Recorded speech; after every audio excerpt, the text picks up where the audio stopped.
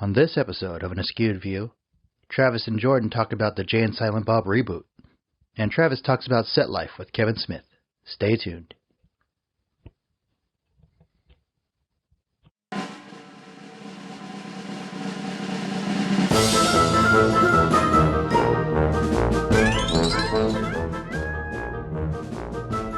Hey man, I'm Travis Hayward with That's My Entertainment, and we're here today with Jordan Brandis. This is the Askewed View podcast, and today we are going to be reviewing and talking about Kevin Smith's latest film, Jay and Silent Bob Reboot, in theaters now. Yeah, I'm really excited about that one. I mean, there's very rarely do we get a chance to get a new movie out by the person that we're talking about. Most of our movies have been 15, 20, 25 years old. This one is brand new. Brand new, just came out. Yeah.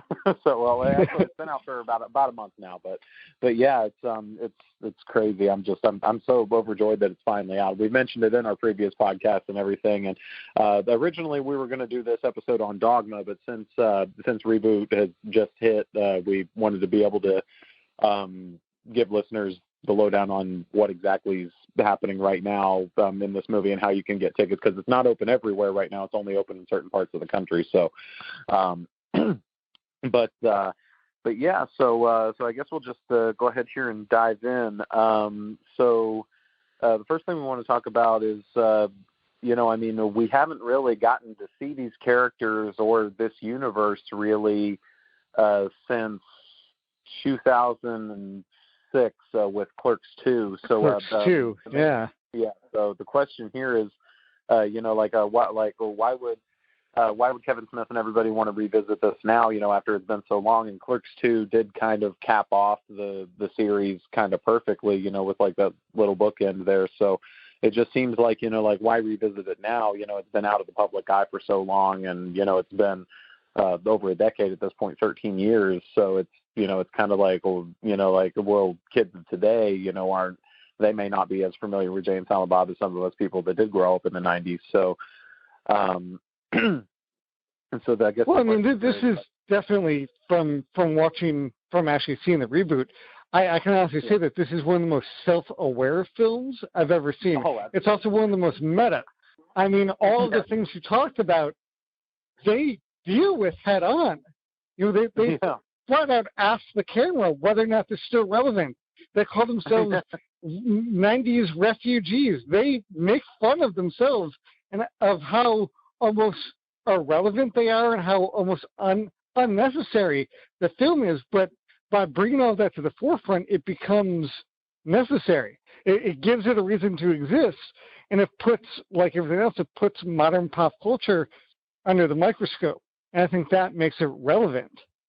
Oh yeah, definitely. And it just to talk a little bit about why Kevin had decided to actually do this again. Apparently, from what he had said, Jason Mewes had actually been bugging him for years to do another Jay and Silent Bob movie, just with those two at the forefront. And Kevin never really wanted to revisit that universe because apparently the experience of making the first one, Jay and Silent Bob Strike Back, apparently that experience wasn't so good for Kevin or for many of the, not everyone, but for a lot of the people that were involved, it wasn't quite as good of an experience because of Jay was very dialed into his drug habit and drinking at the time. That apparently just created a big headache for everyone on the set. So there for a while, Kevin just did not feel the need to revisit that or just really go back into that. It wasn't so much that they disliked playing the characters. He just didn't want to, go back to doing a whole other movie about them. But after Clerks, he had written the script for Clerks 3 and then also Mallrats 2, and neither one of those ended up materializing for different reasons. And then he decided, I actually own the rights to Jay and Silent Bob, so we can play with those characters and not have to worry about any of the legalities with, the Clerks characters or anything like that, So that was able to allow him to be able to dip back into this once again. And it really,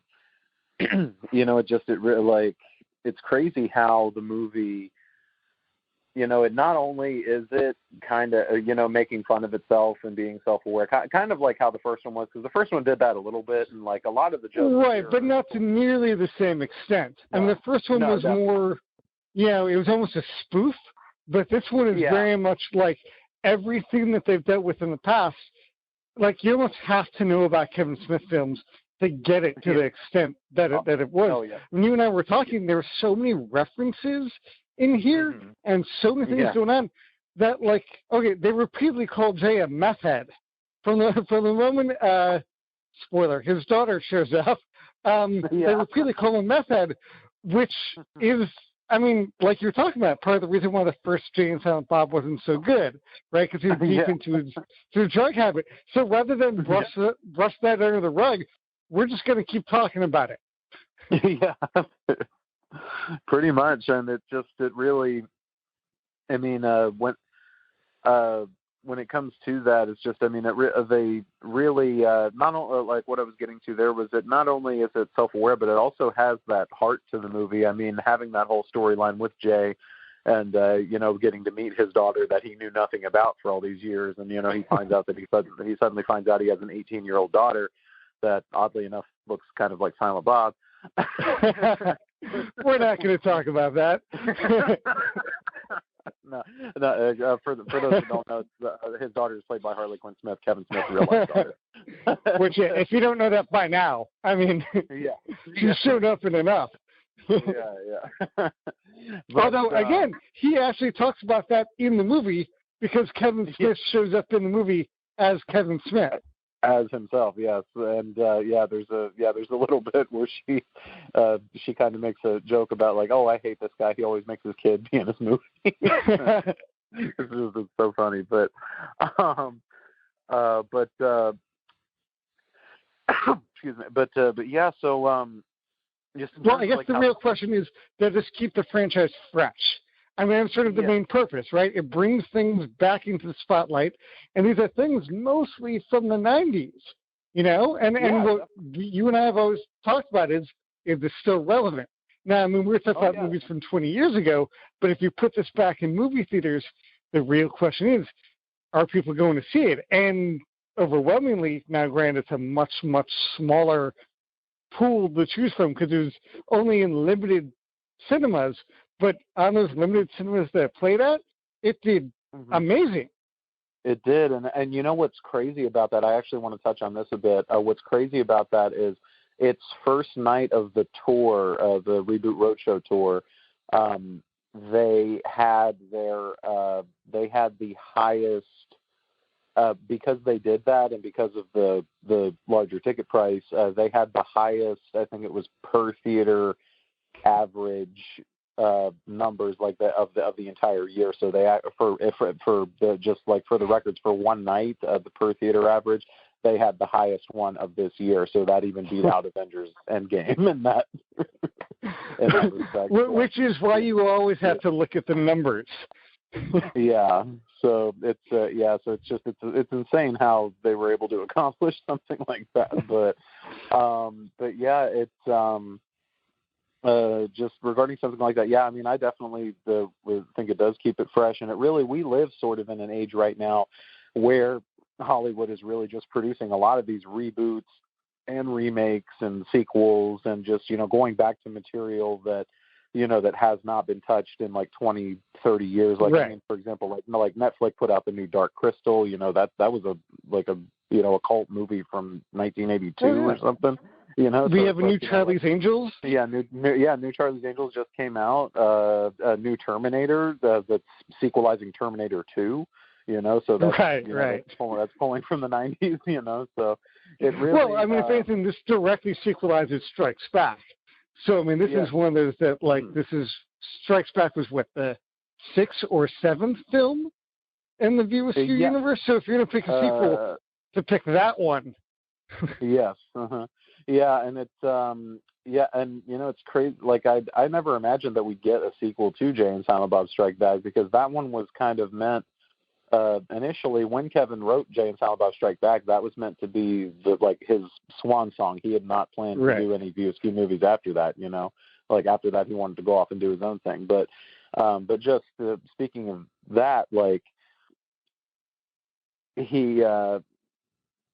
just because that movie kind of seems like the spoof movie, the joke movie, the one where it's got all these ridiculous celebrity cameos. It's just a screwball comedy from start to finish, and right. But it didn't really have a message to it. It didn't. It was fun, and it tied everything together, and it had a ton of heart, and it was a good love letter, but there wasn't an underlying message to it, which is something that Reboot has. Yeah, absolutely. This message is really, be there for your family, be there for your kids, do what makes you happy, do what makes you fulfilled, follow, your passion. I mean, because when we get to the scene with the just brief spoiler alert, but when we get to at this point, there's going to be spoilers everywhere, so surprise, guys. Just to turn it off now if you haven't seen the movie, but it's when we get to the scene with Ben Affleck's character Holden McNeil from Chasing Amy, and he gives that nice long speech about how back when he was starting, when he was presented with success, that's what he wanted. He craved more of it. He wanted more of the money, more of the fame, more of the just all of that. And then now it's, after all these years, he's more focused on, his own daughter and raising his family and, being able, not so much focused. I mean, he still loves creating and he's still going to continue to create, but his first joy is always going to be his family. And that was one of the best scenes. Absolutely. And not only is that the highlight of the movie, but that's really, and I've even heard Kevin say this, that was really, Kevin, when he wrote that scene, he was speaking like that. That's how he feels about his life currently, and he just puts that into the Holden character. And it's really, it's really beautiful. Like I shed a tear watching that scene because it's just there were a couple of scenes like that where really you get that heart, where you see them sort of going full circle back to, what it means for family to be a father. And so even the Method Man and Red Man scene, right? Yeah. I mean, it seems strange. And yes, it's a fantasy, and yes, it's a bunch of rappers, but there's so much hurt in there that, it's great. And yeah, you're right. I teared up during the Ben Affleck Chasing Amy scene. Stuff like that. He just knows when to hit you hard with the emotion. It's still there. He's still got it. Just like in Chasing Amy, like we were talking about. Amongst all the comedy, there's still those moments that just knock you out. Yeah, absolutely. And this one, and that was another thing that I really couldn't believe that we got a little mini sequel to Chasing Amy in this movie that kind of answered all of those questions that that Chasing Amy had left us with all those years ago. This one really tied it up and nicely, and added a little bookend to the characters. I will say though that I was happy in the theater because they mentioned what we had talked about in our previous podcast. The fact that having Kevin Smith, a white straight male director, doing a movie about the LGBT community. The fact that they actually talked about it in the movie. Had the characters literally bring that up is baffling and surreal. Yeah, it's crazy. Like he has Joey Lord Adams, the Alyssa character, is adapting Holden's Chasing Amy comic into a series for Netflix, and it's crazy how she she says it's really. It's great that we finally get to be able to tell the story that's from someone that's not from the perspective of a straight white male. Right. Yeah, and it's crazy. That's when I felt like, oh my God, are they listening into our show? Yeah, really. Yeah. Yeah, that really knocked me out too. I was like, wow, we literally just talked about this just days before, but it's crazy. But hang on, let's circle back because I want to definitively answer our question. Does it keep it fresh? Does it keep it around? Because we see they admit to being much older. And honestly, looking at Brody, looking at all that, it was great seeing Jason Lee back on screen, but he looks a little old and ragged now. He does. Yeah. He's showing his age. And so's Kevin and Jay. They look like older versions of themselves, which is true because they are. But, when you do the math, they are on the older side. They are, and that's another thing that really, that's another thing that I feel like a lot of people that are fans of this were asking. The Jay and Silent Bob characters, we know them, we love them, we always watch the old movies, but in those older movies, they're kind of in their early to mid-20s, and then I think by the time they finish up, they're like just hitting 30, and now all of a sudden these guys are like in their late 40s and still just dealing outside of the convenience. Right. Which I think, it makes it a little harder for me anyways, it makes it harder to identify with. I can always identify with mid-20s Jay and Silent Bob. I can always identify with, early 20s Brody or, late 20s Holden going through success and all that. But almost 50 with a kid makes it a little harder. Yeah, definitely. And it's, they do kind of upgrade it a little bit because now instead of, in the opening scene, we see that now instead of just hanging out outside, they kind of opened their own little back door, hot store under the guise of the chicken sandwich restaurant, which is appropriately named Cock Smoker. But they take a play on that too because weed apparently is not yet legal in New Jersey, so they end up getting busted by the SWAT team and have to go through this whole mess. But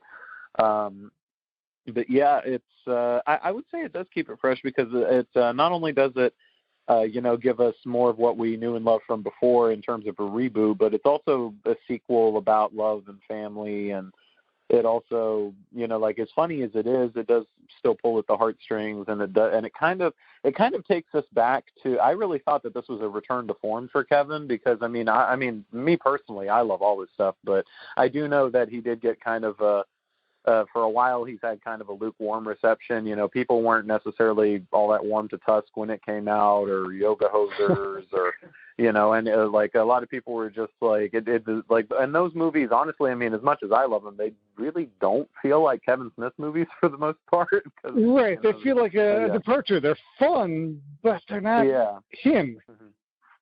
Exactly, and I mean, it's when we get back to these characters. I mean, of course, they feel very him because these are the characters that he started everything with. But it's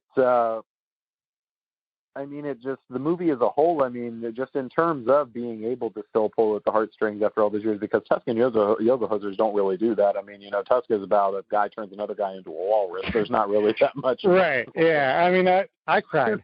It's... Yeah. And then what? Yoga Hosers is about tiny sausage Nazis? Oh, yeah. I mean, I watched it. I'm still not completely sure what the plot is. I don't know. That one, I think. Well, that one he said was intentionally meant to be kind of just goofy and like kind of just like this goofy 80s movie that you would find in the back of the video store. He said that was his goal for that one, but nailed it. Yeah, he really did. But unfortunately, people didn't warm up to that one as well. But still, this one I feel it feels like not only are Jay and Silent Bob back, but this one I feel like Kevin's back. Really, I mean, just not only so far, I think this. I mean, final numbers haven't come in yet, but I mean, so far it seems like this may be the most financially successful film he's made to date.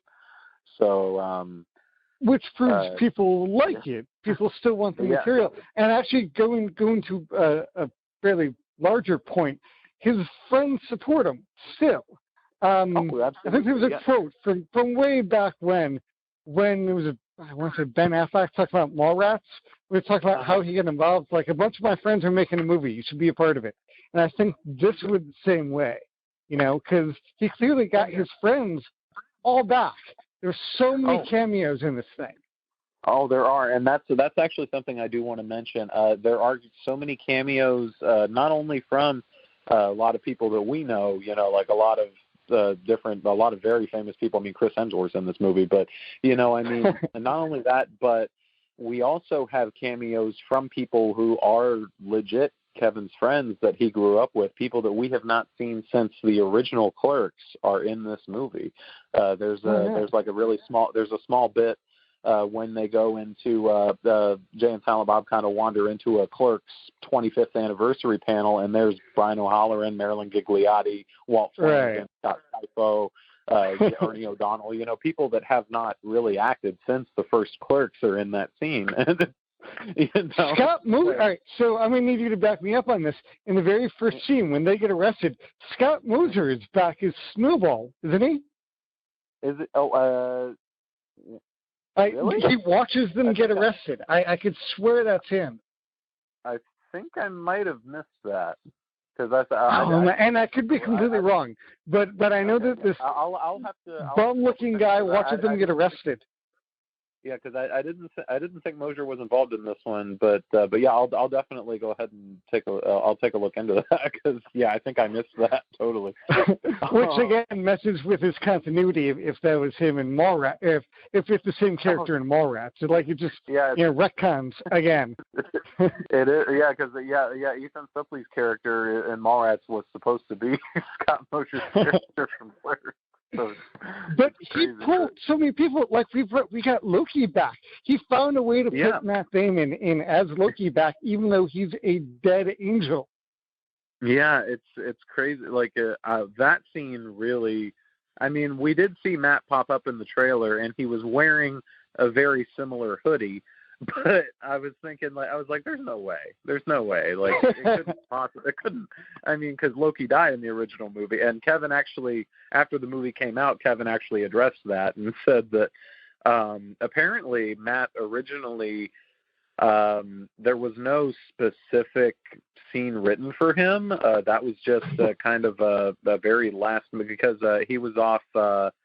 He was off working on something else, and they couldn't get a hold of him. They just wanted him to come in and be just like some random Born Identity, I think, at that time. I think so. Yeah, something that he was working on, and they just initially, I remember Kevin said he just wanted to, just have him there. Like they would have put him in like the convention scene, or put him somewhere where just make him have one line and just kind of wink or something, just something little. But eventually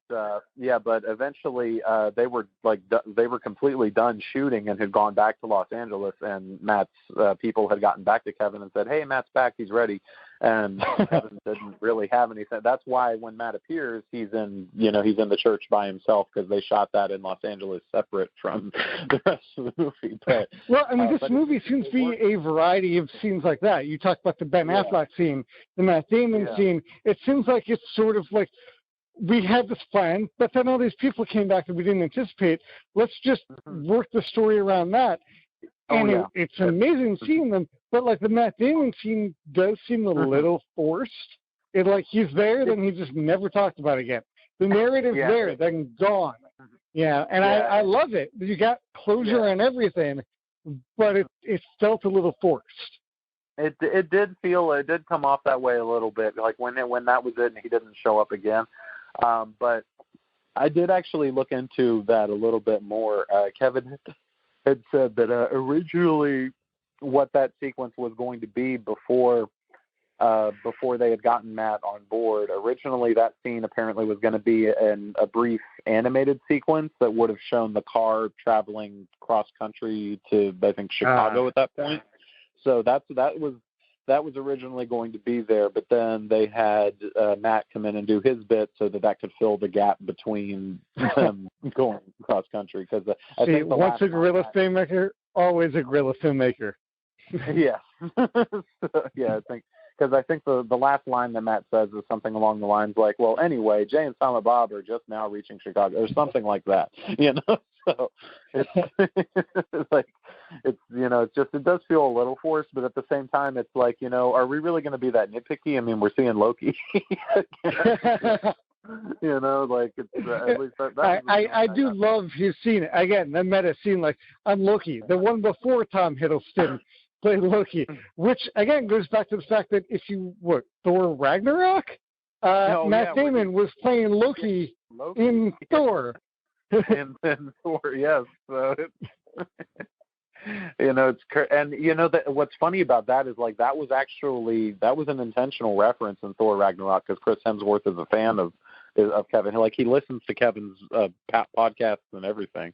So that's actually how they had gotten Hemsworth to be involved in this movie was because Hemsworth is a fan and they had reached out to his agent just asking like, hey, would he be interested in coming? We don't have a lot of money, and it ended up working out in their favor because Chris was such a huge fan and his agent was such a huge fan that they just said yes. So it's well, okay. Those are the big name cameos.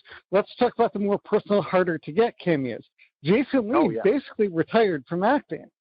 Oh yeah, he's left the business. I think he lives in Texas now and is a photographer, I believe. And he just kind of does his own thing, lives off his residuals. He's kind of done with Hollywood, which more power to him. But which is why it was such a good thing and such a surprise to see him back. Yeah, absolutely. And it's and when. I was really glad that Kevin was able to convince him to come back because I think deep down I think Brody may be Jason Lee's favorite character, or at least one of his favorites. Because that was his first big role ever, and not only that, but it's like I think it's also one of the only ones that he's ever kind of played. He was Earl on My Name Is Earl, but that was that's a TV show. But I think Brody is like the only other character that he really played like consistently, like in multiple. Yeah, he's played him 3 times now. Yeah, this is the 3rd time. Yeah, so I think like all of his other roles, were just kind of one and done. But this is like one of the only ones that he's kind of consistently come back to. So it's really, and I do know that back when they were saying that they were going to do Mallrats 2, Jason Lee had signed on to do that at that point as well. So, I feel like he has this, just attachment to the character. Like he wants to, still be able to be there for that, be there for Kevin and, just to play. Yeah. But, because, so we've been talking so much about the Roadshow. Let's explain to the audience what it is and how they could see it. Yeah, definitely. We do want to get to that.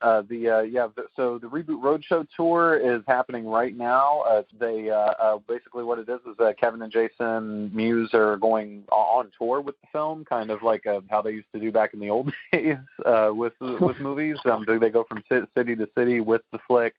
They screen the movie and then have to my understanding, I believe it's about a 30 to 45 minute Q&A session after. So in total, I think 2 questions are answered a night.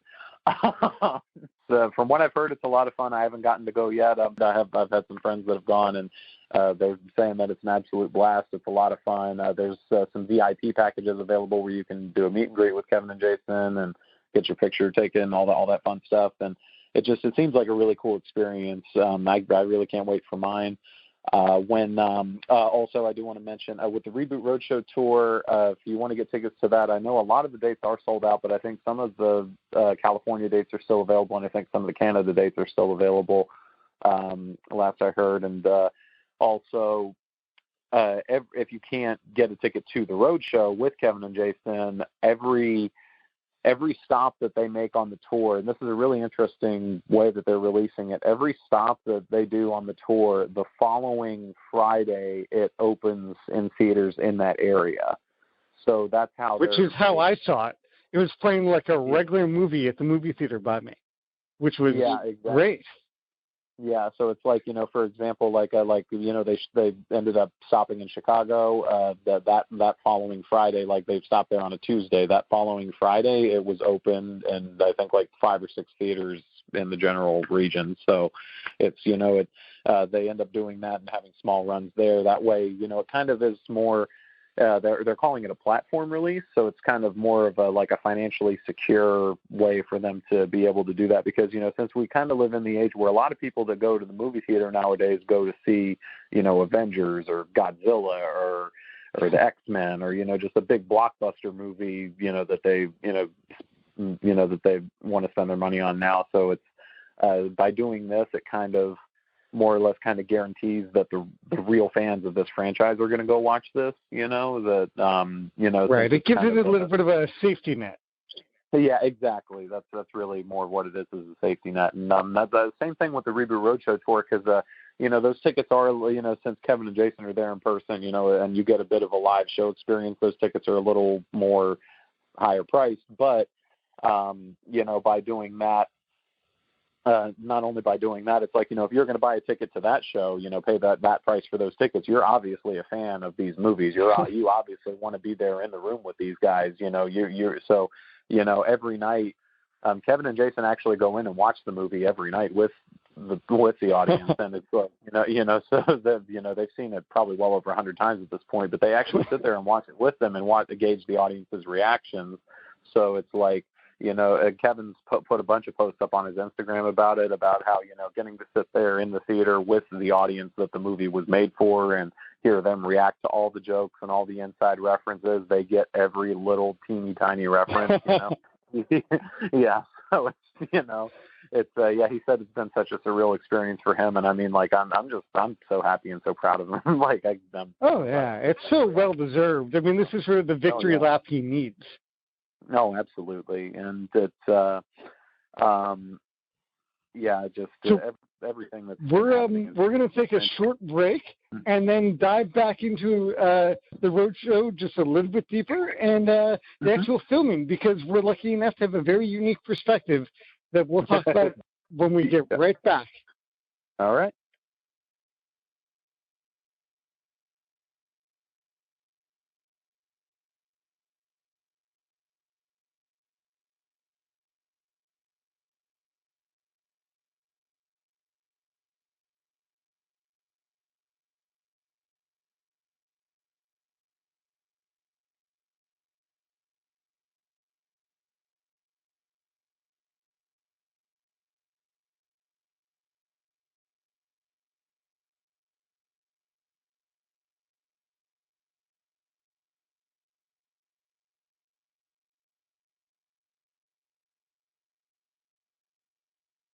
We're back, and we've got a very unique perspective on the Reboot on the Roadshow, because one of our hosts, well, the host that isn't me, Travis, was lucky enough to actually be there. And when you talked about the Chris Hemsworth scene, you were actually in the Chris Hemsworth scene. So why don't you talk about what it was? Let me interview you. What was it like to work on the Reboot, to work in the Kevin Smith film, and be in the belly of the beast? Yeah, that was. I really can't even put into words how just grateful I was to be there. I mean, with as much of a super fan as I am, I mean, this was a dream of mine since I was 13 years old and I saw Clerks for the first time. I wanted to not only work with Kevin one day, but I wanted to be a part, permanently etched into the View Askewniverse, and it happened. Like I still can't believe that it happened. Tell me about how it came about, because it's filmed in New Orleans and you live in LA, so that's more than a bit of a trek. Yes, it is. That was interesting. I got very lucky. I had actually been asking Kevin about. I've gotten to know Kevin a little bit over the years, actually, by going to so many of his events, and he can spot you on site. He recognizes you now. I know that. He does. Yeah. So it's crazy, but anyway, every time I see him, I bug him about it. Like, hey man, when's Reboot happening? I want to be there. I want to be involved. I'll do anything. I was like, I'll fetch you your vegan chips. I don't care. I'll do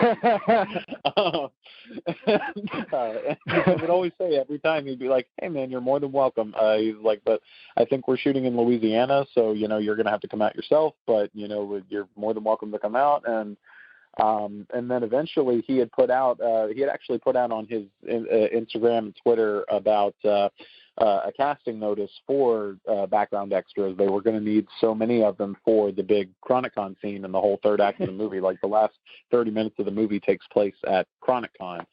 So where a bunch of people are looking to get in as extras for the movie. Yeah. So it just loops in on itself. Yeah, it really does loop in on itself. It's crazy. But, so literally everybody, and it was, I'll get to that in a minute, but when he put out that casting notice, it had called for, people that were able to cosplay as either Jay, Silent Bob, Blunt Man, or Chronic, which would be a superhero alter egos of Jay and Silent Bob. And they said, it can be a mashup of sorts, and I saw so many. By the time I got down there, it's like you can point a few out in the movie when you actually see the movie. I'm sure when it gets released on DVD and Blu-ray, you'll be able to pause and actually, I would advise strongly, just because of the people that I had met down there and gotten to work with down there, other background extras just like me, the amount of creativity that went into these cosplays is unreal. Like there was a lady that had she cosplayed as Jay. Half of her face was Mystique from the X-Men. That was insane. That was one of the best ones I had seen. There was a Jedi Silent Bob. He was Silent Bob, but which actually works fantastic. Yeah. That's kind of like ready-made. Absolutely. There was my friend Jamie. She's actually known amongst the Kevin Smith podcast community as cat ears. So she always wears those light up cat ears. So she, her and her cat ears make a few appearances in the movie. She cosplayed as the cat ears Chronic. But there were also some. I had made some friends down there. There was a couple. If I could shout out to them, Dave Schiffler and Kat, they had cosplayed as Ghostbuster Jay and Silent Bob, and there's a couple moments you can see them, and if you can ever pause and get a good look at those, they are elaborate, like legit movie accurate Ghostbuster costumes with the Silent Bob trench coat over top of it, with the yellow Jay jacket over top of it. It's insane. Like, yeah, they had their proton packs and everything. It was just incredible, like, to see the amount of creativity that went into these cosplays. But what was one of your favorite moments from filming, from being on set?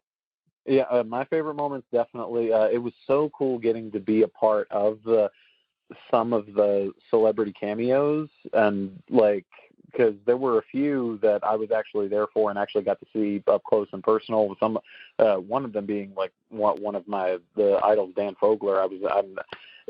I'm not in the final cut of the scene, but I was there along with quite a few other extras, getting to watch that whole thing unfold, and that was, just that scene in particular, it goes by like so quick in the movie, but just being able to get there and work on that scene, because we spent I want to say a good 2 hours just on that scene. Oh, I'm sure. Yeah, I mean, movie time to filming time is always completely different. Oh yeah, and it's really and it's really short, just really, and there was a bit more dialogue initially in the scene that ended up getting cut, but it's it's really short. Just he essentially comes out and tells us, the extras waiting in line, that I'm sorry, we're not taking any more extras. That's it. We don't have any more VIP passes. Go on home. And we just all react like, oh, fuck this, and just kind of start to walk away. And then he has his little bit with Harley where she knocks him out, and that part remains in the movie. But yeah, it's that scene was just, it was hilarious getting to work with him. Getting to see, one of the best parts was the take that is actually used in the movie. I saw them do that take where he gets knocked out by Harley, and he just kind of just like and just falls over. That made Kevin just crack up, just like Kevin was on the floor. And I was like, just that moment, I was like, I bet any amount of money that's the take that he's going to use. I think I remember you telling me you got to meet Kevin's mom at some point.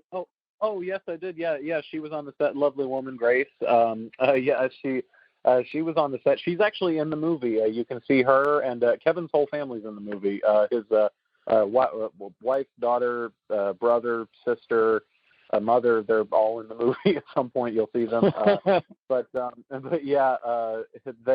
She very sweet lady. I was starstruck getting to meet her. It was crazy.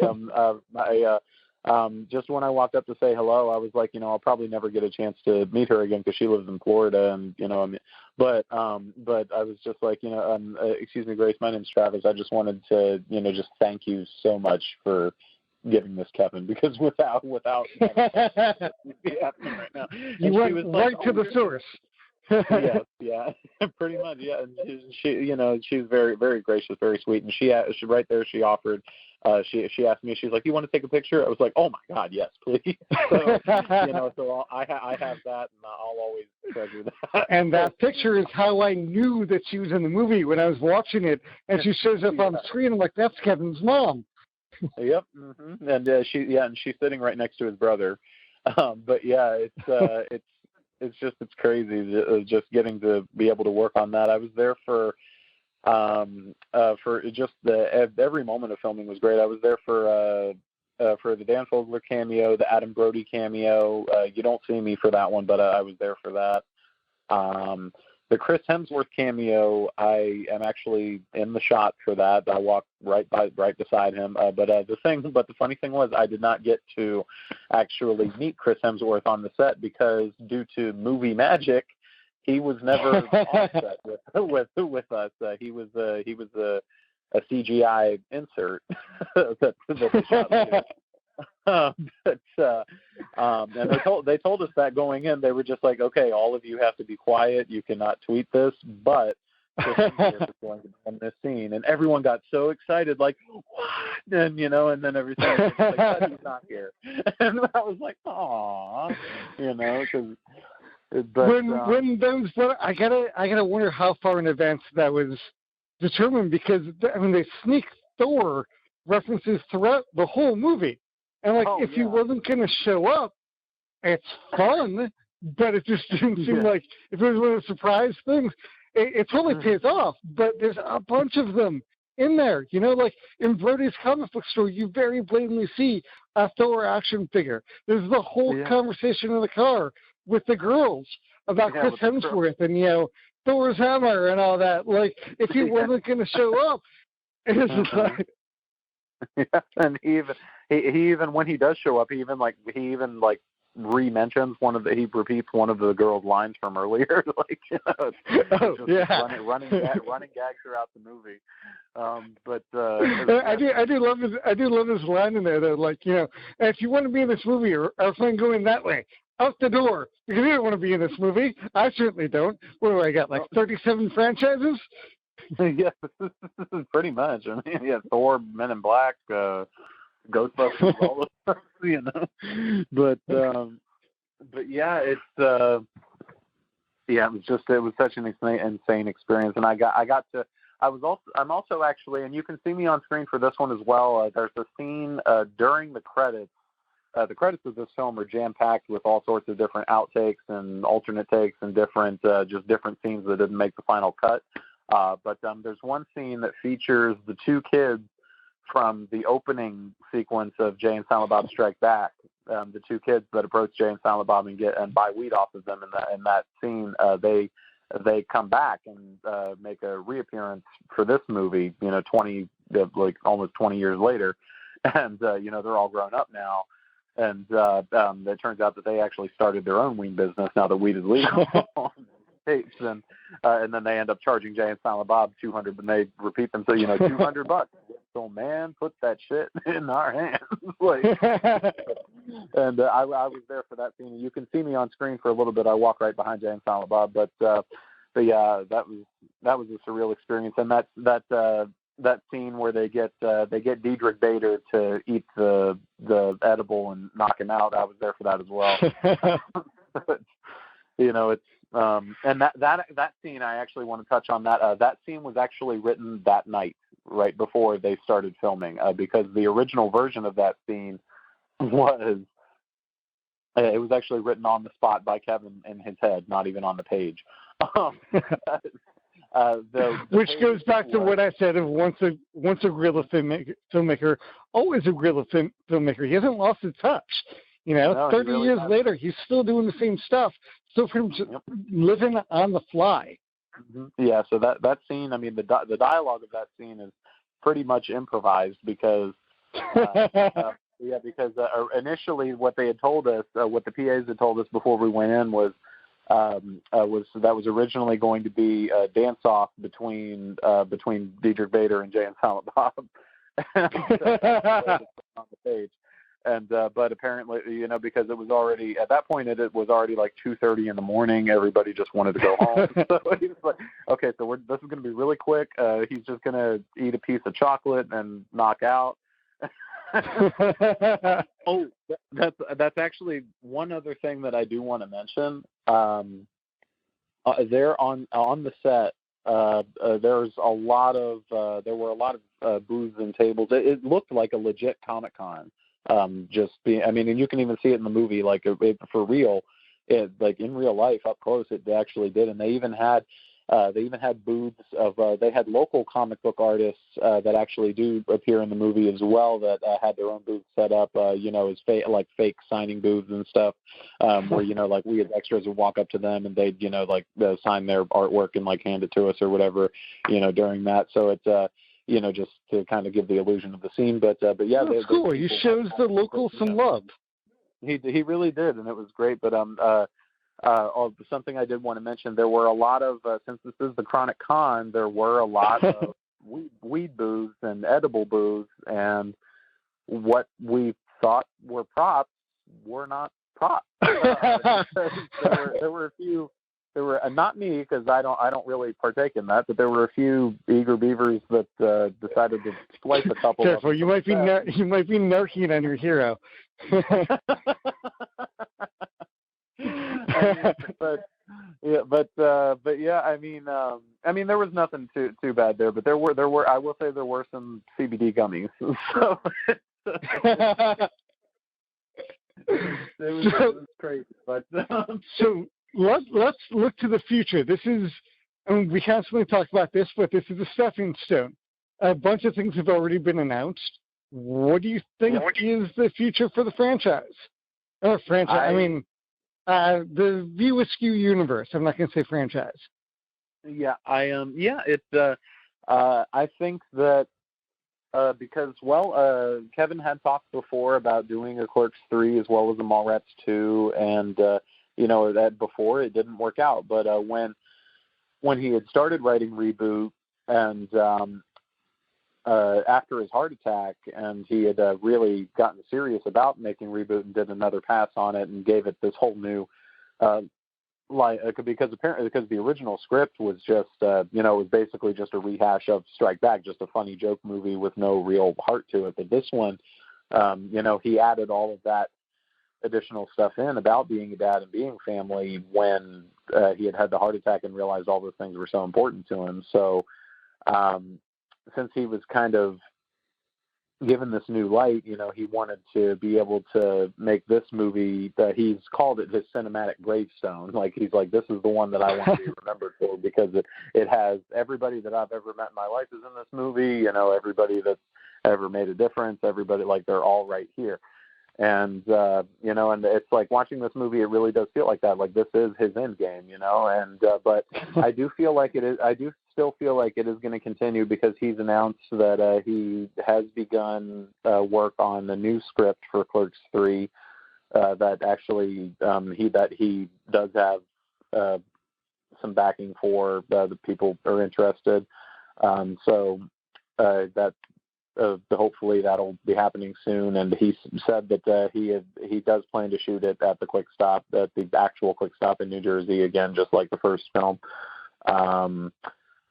He's even gone as far as to kind of give us a brief plot summary, which we're kind of running short on time, so I won't go into all that. But I mean, you can look it up. Well, so there's definitely still life in all of this. Oh, yeah. And truthfully, one of the things that sort of maybe not brushed off as a joke, but I mean, the Chase and Amy Netflix series is a good idea. I think it'd be a great thing to do. That would be if they wanted to do that today, like if they gave it to somebody that was a someone that does that does direct queer cinema or something. Right. Like, if they could find, I'm sorry, I'm blanking on a name right now, but But if they could find someone that actually could handle that and actually reboot it and retell the story like with a different cast and with, you know, kind of a different view on it, like if you would need a different cast at this point. They've sort of tied up the Chase and Amy cast in the best possible way to the point where those actors and those specific incarnations of the characters don't need any more story. No, exactly. Yeah, so I'm like, you know, I mean, I feel like that could be a good idea. Now, of course, that hasn't actually been proposed, but that would be a good idea. I'd be interested in seeing that, and I'm sure. I mean, I don't know if Kevin would be as open to that. I mean, maybe, you know, but you know, that might be a good question, and maybe I could bring that up to him at some point, but yeah, I do want to bring up, he has also mentioned that now this one, there are no contracts drawn up or nothing set in stone for this one yet, but he has said Universal has shown interest in actually producing Mallrats 2 due to the success of Reboot. Because it's about time. It's about time. So because apparently he had said that because of Universal, since they had helped finance Reboot, they had just taken like just a general meeting just to discuss the tour, and they had asked Kevin, you know, what's next, and Kevin was like, well, I mean, you know, we tried a couple years ago to make Mallrats 2 with you guys. You guys said you didn't want it, and you know that. I mean, how about now? How about now? How about we do it now? And they said, yeah, okay, look, sure. You're all here with your checkbooks. That seems like a good time. Yeah, why don't we just do this now? You know, and there actually is a little bit during the credits of Reboot. There's a little bit of unless you're like a true diehard and paid attention to the podcast, there is a very small tease during the credits of Reboot to Mallrats 2, because there's a really small scene with Brody where he's reading a text from his daughter, Banner Bruce. Right. I genuinely thought that was his real daughter. I thought that was Jason Lee reading the text out loud. I didn't think that was involved with the story. I thought that was him just filming a blooper or something like that. No. That was actually Banner Bruce is actually, now I don't know if they're still going to go this route or not, but originally Banner Bruce was going to be one of the lead roles in the Mallrats 2 that Kevin had written a couple of years ago, and Harley Quinn was going to play that part. I don't know if they're still going to do that now that she's Jay's daughter, but that actually was a thing prior, so that was kind of a little. I was wondering about that. It seemed like a funny scene. It just seemed out of place. I couldn't figure out why Jason Lee reading a text from his daughter made the cut. Yeah. Now it makes sense. Yeah. Mm-hmm. And that's another thing, is like a way of how Kevin speaks through his characters, because if you ever attend one of Kevin's live shows, he doesn't do it all the time, but occasionally he's been known to read texts from Harley on stage. She must love that. Hey, dude, he rips her so hard. I don't know. It's crazy, and just, you know, the way, and same with his wife Jen. Like he's very open about their sex life on stage. I'm shocked that he's still married to this woman because they've been together this long. Yeah, he survived long enough. He's obviously doing something right. That's true. Yeah, and it also helps that, you know, she doesn't really listen to the podcast. So if she did, oh my God. But yeah. So.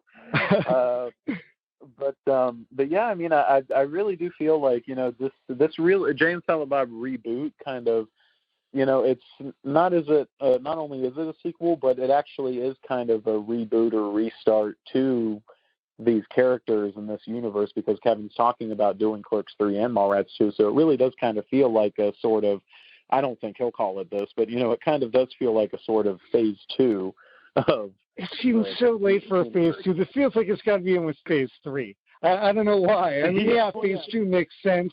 There's been a long break, but I don't know. Let's call it phase 3 at this point. Okay, yeah, that works. The guys all have kids. Let's call it phase 3. There we go. Yeah, but yeah, it's yeah, phase 3 makes sense because I mean, initially Clerks, Moritz, Chasing Amy were the New Jersey trilogy. That's what he called it initially, and then which fits. That's a perfect story. Yeah, and we got Dogma Strike Back, and Clerks 2 are like the second trilogy, and then we'll have Reboot, Clerks 3, Mallrats 2. So there we go. So phase 3, perfect. I knew there was an ongoing story. Yeah. Speaking of the ongoing story, we're going to be revisiting Dogma next week. Yes.